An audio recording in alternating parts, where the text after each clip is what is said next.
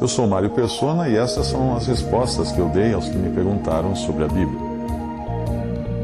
O seu argumento de que Jesus não teria sido um homem na verdadeira acepção da palavra, caso fosse impossível ele pecar, não tem fundamento.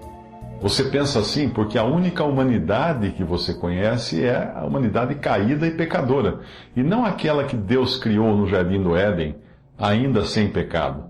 E mesmo que complete o seu argumento dizendo que Adão era assim e pecou, é preciso levar em conta que Jesus não era um homem criado, como Adão foi, mas apenas adotou um corpo semelhante ao de Adão. Não idêntico, mas semelhante, porque no caso de Jesus não existia a possibilidade de ele pecar.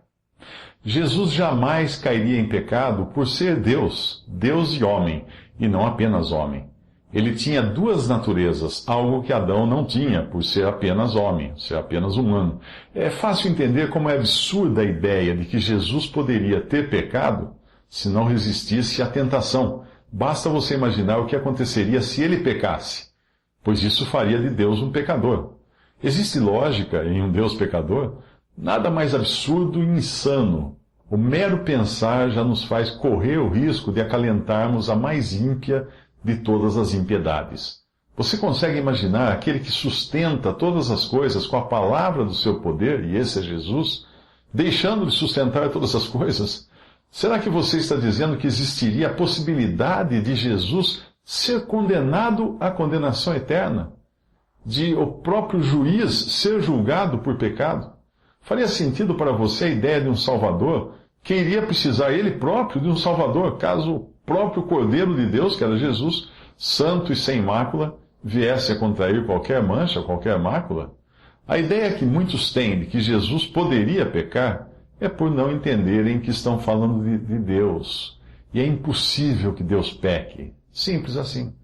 A encarnação nunca será compreendida pelo ser humano porque é um mistério muito grande para a nossa cabeça. Como Deus poderia tomar a forma de homem? Impossível a mente carnal, a mente finita, entender uma coisa dessas. Se a encarnação é um mistério, então ela não está ao alcance da nossa mente limitada. A Bíblia diz assim: e sem dúvida alguma, grande é o mistério da piedade. Deus se manifestou em carne, foi justificado no Espírito, visto dos anjos, pregado aos gentios, crido no mundo, recebido acima na glória. Isso está em 1 Timóteo 3,16. Ele não veio com a mesma carne de um homem pecador, mas em semelhança de carne de pecado. Romanos 8,3 diz que Deus, enviando o seu Filho em semelhança da carne do pecado. Se você ler Hebreus 4,15 em traduções alternativas, irá entender melhor quando ali diz que ele em tudo foi tentado, mas sem pecado. Darby traduziu assim: pois não temos um sumo sacerdote que não seja capaz de se simpatizar ou de se condoer com as nossas fraquezas, mas um que foi tentado em todas as coisas, de maneira semelhante, à parte o pecado, isto é, excetuando-se o pecado, dessa maneira de ser tentado, como seria tentado um sumo sacerdote meramente humano. A tentação que vinha sobre Jesus era exterior, a nossa é exterior e interior, porque nós temos a cobiça, algo que não havia na natureza santa de Jesus. Por que você acha que ele foi concebido pelo Espírito Santo e não por um homem comum? Resumindo, tente considerar as consequências de Jesus cair em tentação e você terá em mãos um problema insolúvel. Isto demonstra que a alternativa para a ideia de que Jesus jamais poderia pecar é a ideia de que ele poderia pecar, o que acarretaria toda uma série de questões insolúveis, pois nós estamos falando não de um mero homem, mas de Deus. Além disso, nós costumamos usar a palavra tentação como algo sempre no sentido de pecar, mas entenda que a palavra original na tentação de Jesus tem mais o sentido de teste ou prova, como se faz quando se coloca ácido no ouro para provar que é ouro. O seu raciocínio é que se ele sentia como sente um ser humano, tinha as mesmas sensações, as mesmas percepções, então ele precisaria necessariamente também sentir a tentação e se esforçar para não ser levado por ela ao pecado. Eu acho que você ainda não entendeu que a humanidade em si não é má nem pecadora, na sua forma original. Quando Deus criou o homem, ele afirmou que era muito bom, em Gênesis 1:31. O homem foi criado à imagem e semelhança de Deus, portanto ele traz em si atributos divinos. O ser humano não é mais do que Deus, mas quando você ama, sente tristeza, alegria, saudade, etc., pode ter a certeza de que Deus já sentiu tudo isso. O que Deus não conhecia era como sentir isso em um corpo de carne, um corpo humano. Mas agora ele já sabe. A humanidade atual é pecadora, mas a humanidade de Adão, antes do pecado, não era pecadora. E Adão sentia dor, fome, sede e outros sentimentos antes de pecar. Porque são características humanas. Foi num corpo assim, mas sem pecado, que Cristo veio. Por ser Deus, ao contrário de Adão, que não tinha natureza divina, Jesus não podia pecar, mesmo estando em um corpo na semelhança de carne como o nosso. Por mais que fosse provado ou testado, era impossível outro resultado da prova ou do teste que não fosse a perfeição. A tentação no deserto tinha o objetivo não de ver se Jesus poderia ceder, mas apenas de provar que, ao contrário de Adão, seria impossível ele ceder, porque ele era impermeável à tentação. Foi um evento para mostrar suas credenciais de Deus e homem. O primeiro homem, Adão, falhou ao ser tentado, e nem precisou ser no deserto, foi no paraíso, no jardim do Éden. Jesus não era mortal, por isso, para morrer, precisou entregar a vida, um poder que nenhum homem tem. Deixar de viver por vontade própria. Eu não consigo. Se eu falar assim, eu vou morrer agora, eu não consigo morrer, porque eu não tenho esse poder de entregar a vida que ele tinha. As outras emoções, as outras coisas, como emoções, dor, fome, sede, tristeza, alegria, não indicam que ele tivesse pecado, mas apenas que estava num corpo de semelhança de carne como o nosso. E corpos de carne sentem dor. Se Adão topasse com o dedão em uma pedra no jardim do Éden, ele sentiria dor. Mesmo porque a dor é um mecanismo de defesa do corpo para não nos ferirmos. O que ele tinha no Éden eram os recursos para não adoecer e morrer. A árvore da vida, por exemplo. Mas antes mesmo de comer da árvore da vida e se tornar imortal, Adão preferiu ser como Deus e comeu juntamente com Eva da árvore proibida, a do conhecimento do bem e do mal. O que eu quis mostrar a você é que a ideia de que Cristo poderia pecar é absurda, pois a possibilidade disso deveria levar em conta a realidade dessa possibilidade, que no caso teria sido Cristo pecar, e se Cristo pecasse como alguém comum, como homem comum, como poderia sequer cogitar a existência de um Deus pecador? Percebe o absurdo da tese que você levantou? O mero pensar nisso já é uma desonra ao Senhor. Quando você diz que tudo não passa de um teatro, pois se assim for, Jesus não poderá exigir de você que viva como ele viveu e não peque, eu percebo que não é só a divindade de Jesus que você não compreende. Você ainda não entendeu o que é o evangelho da salvação. Cristo não veio ao mundo na forma humana, como um homem perfeito, para nos mostrar como sermos perfeitos como ele. A perfeição de Cristo não nos salva, ela nos condena. A Bíblia fala que a luz resplandece nas trevas e as trevas não a compreenderam, João 1,5. Ao contrário, ele veio para mostrar o que é um homem perfeito aos olhos de Deus, como nenhum ser humano nascido de Adão jamais conseguiria ser. Ao contrário do que você diz, não foi tudo apenas um teatro, porque Cristo era quem ele era, e isso incluía ser sem pecado. O fato de você não conseguir viver como ele viveu aqui, só revela que você é um pecador e precisa de um Salvador que seja santo e sem pecado, e não apenas sem pecar, mas sem o princípio do pecado, como é o próprio Cordeiro de Deus e como foi ele aqui andando nesse mundo.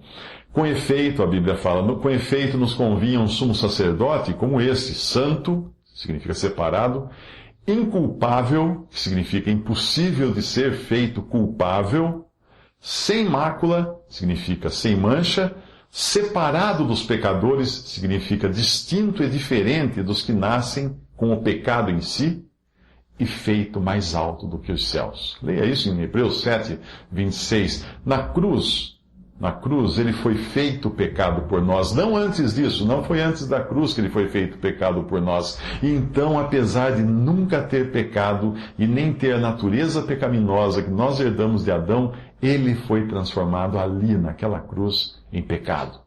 Na cruz havia um homem que não apenas estava levando sobre si os pecados de todos os que seriam salvos, mas sendo ele próprio a personificação do pecado, para que Deus pudesse castigá-lo como se ele próprio tivesse cometido todos os pecados de todos os que seriam salvos, além de ser também o pecado que arruinou a criação de Deus. 2 Coríntios 5:21 diz que aquele que não conheceu o pecado, Deus o fez pecado por nós, para que nele fôssemos feitos justiça de Deus. Esse versículo diz que ele não conheceu o pecado, que é a natureza do pecador, e não apenas os seus atos pecaminosos. Não existia nele qualquer eco ou resposta à tentação externa, como existe em nós, e nem poderia existir. Caso contrário, ele não seria Deus e homem ao mesmo tempo. Porque Deus não pode ser tentado pelo mal, é o que fala Tiago, capítulo 1, versículo 13. Isso é mais uma prova de que a tentação no deserto não foi uma tentação igual às que sofremos, mas uma prova, um teste de quem ele realmente era, Deus. Não havia em Jesus qualquer concupiscência, qualquer desejo extremo, pois tudo nele era perfeito, ainda que em semelhança da carne do pecado, mas não tendo ele próprio carne do pecado. Ele próprio em si a carne do pecado. Conforme explica a carta de Tiago, o pecado é gerado quando nossa própria cobiça ou concupiscência responde a uma tentação externa. Ou seja, algo nos tenta, nós sentimos o desejo, o nosso coração dá ouvidos àquela tentação, pecamos e expressamos o pecado em nossa mente e em nossos membros. Ainda que estivesse um corpo em semelhança de carne de pecado, por ser Deus, Jesus não tinha essa concupiscência eterna, essa resposta para responder à tentação. A Bíblia fala, porquanto que era impossível a lei, visto como estava enferma pela carne, Deus enviando o seu Filho, em semelhança da carne do pecado, pelo pecado condenou o pecado na carne. Romanos 8:3. Mais uma passagem. Cada um é tentado pela sua própria cobiça, quando esta o atrai e seduz. Então a cobiça, depois de haver concebido, dá à luz o pecado. E o pecado, uma vez consumado, gera a morte. Tiago 1, de 14 a 15. Se a sua ideia de salvação era de procurar ser cada vez mais semelhante a Jesus para Deus poder aceitá-lo quando saísse daqui, esqueça tal ideia, porque ela anula completamente o valor da obra de Cristo e de sua morte substitutiva. Você não pode ser salvo seguindo o exemplo de Jesus. É só crendo que ele morreu em seu lugar é que você recebe a salvação, e não imitando a sua vida santa e perfeita, embora ele seja posto como exemplo para quem já está salvo. Como indicam os versículos a seguir, que não foram escritos para os perdidos, mas para os santos que vivem em Éfeso e fiéis em Cristo Jesus, como começa a própria carta de Paulo aos Efésios, aos santos e fiéis irmãos em Cristo, a todos os santos em Cristo Jesus e eleitos segundo a presciência de Deus Pai em santificação do Espírito. Esses são os primeiros versículos de Efésios, Colossenses, Filipenses e 1 Pedro. E andai em amor, como também Cristo vos amou e se entregou a si mesmo por nós em oferta e sacrifício a Deus em cheiro suave. Efésios 5:2. Essa é uma exortação para quem já está salvo, não para ser salvo. Outra passagem, Colossenses 2:6. Como, pois, recebestes o Senhor Jesus Cristo, assim também andai nele. Outra passagem, Filipenses 2:5. De sorte que haja em vós o mesmo sentimento que houve também em Cristo Jesus. Outra passagem, porque para isto sois chamados, pois também Cristo padeceu por nós, deixando-nos o exemplo, para que sigais as suas pisadas. Isso está em 1 Pedro 2:21. Depois de ter sido feito pecado por nós, Jesus entregou sua vida, algo que nenhum ser humano é capaz de fazer. Experimente dizer agora, você, vou morrer, vou morrer, vou morrer. E sem usar qualquer arma, ou veneno, ou ferimento externo, tente simplesmente morrer. Ninguém é capaz. Por outro lado, ninguém seria capaz de matar Jesus. E ninguém poderia lhe restituir a vida, pois isso é um atributo apenas da divindade. Eu explico essas particularidades na passagem abaixo. Vou fazer algumas inserções na passagem a seguir para você entender. Por isso o Pai me ama, porque eu dou a minha vida. Jesus estava falando isso. Por isso o Pai me ama, porque eu dou a minha vida para reassumir. Ninguém a tira de mim, porque era impossível matar Jesus. Pelo contrário, eu espontaneamente a dou. Tenho autoridade, ou poder de morrer, para entregar e também poder divino de dar a vida, para reavê-la. Este mandato ou poder recebi de meu Pai. Isso ele está dizendo em sua condição de homem. João 10, 17 a 18. Depois de morto, Jesus ressuscitou ao terceiro dia e demonstrou assim como é a nova criação de Deus. Ele é o homem que agora habita no céu e é o protótipo de todo salvo que habitará lá também em um corpo. Não como o corpo de Adão, ainda que fosse perfeito para a terra, o corpo de Adão era, mas agora como o corpo de Cristo ressuscitado, um corpo humano, celestial e eterno. 2 Coríntios 13, 4. Porque de fato foi crucificado em fraqueza, contudo vive pelo poder de Deus. Ao contrário da sua afirmação, Cristo pode sim exigir do salvo que ande como ele andou, porque o salvo tem agora o Espírito Santo e uma nova natureza que é perfeita e não peca. O que dá resposta à tentação é a velha natureza que você carrega em você. Pois Deus capacita o salvo com a nova natureza a agora andar segundo Cristo andou. Uma passagem fala assim: visto como o seu divino poder nos deu tudo o que diz respeito à vida e piedade pelo conhecimento daquele que nos chamou pela sua glória e virtude. 2 Pedro 1,3. Ainda que o andar de Jesus, quando esteve aqui, possa servir de exemplo para o salvo, não é com aquele Jesus que andou aqui que nós devemos nos ocupar. Pois ele próprio não está mais naquela condição de homem fraco e servo andando no mundo. Agora nós nos ocupamos de um homem glorificado, em um corpo glorioso de carne e ossos e habitando nos céus. O primeiro e único homem ressuscitado que vive hoje nos céus, mas ao mesmo tempo o primeiro de milhões. Milhões e milhões que ressuscitarão ou serão transformados à sua semelhança. O ser humano, a velha criação, morreu na cruz quando Cristo morreu. A nova criação começou quando Cristo ressuscitou. Pois o amor de Cristo nos constrange julgando nós isto. Um morreu por todos, logo todos morreram.